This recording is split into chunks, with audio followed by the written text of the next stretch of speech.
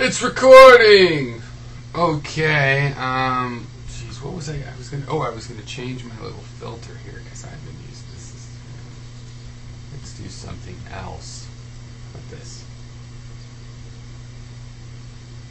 No, that's not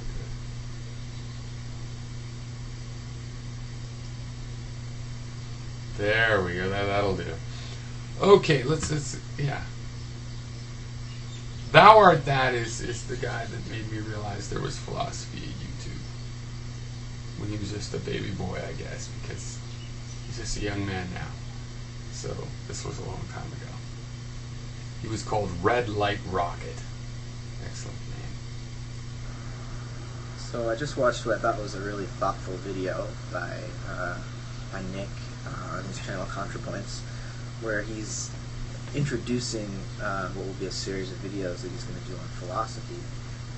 He's going to be reading Bertrand Russell's History of Western Philosophy, or is it what is the article at the beginning of the title? Is it it's the? Makes a big difference. Here's my copy. History. And it's, in my opinion, a rather poor history. It is. It is a poor history. Yeah, you gotta love Bertrand Russell. He's one of the best, most genius logicians of ever. And if you don't agree with that, well then you suck, and I don't like you, and so on. But yeah, this book, he was just a status quo, positivist or something. Who knows what his real philosophy is sort of like, let's just do logic, okay? But oh yeah, you can spot check him all over the place here. Anything you know about, go ahead and check him.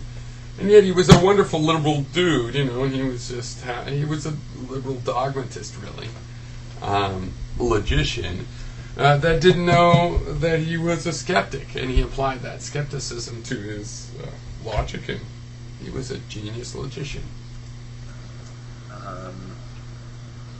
To reveal my own bias, precisely because Russell, he's unable to separate his own misunderstandings and his own biases from his characterizations of other philosophers.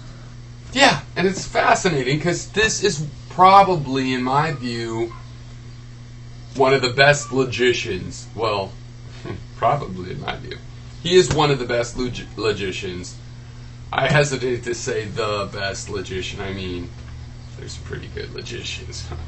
But he was definitely an awesome logician, and he was particularly bad at writing something like this. And yet, it's still kind of a must-have. I mean, he tells you sort of what the status quo view was of a lot of stuff. And it's interesting because it's liberal versus his contemporary, social opinion of the time, and yet it's dogmatic, and as a result, as time passes, it looks more and more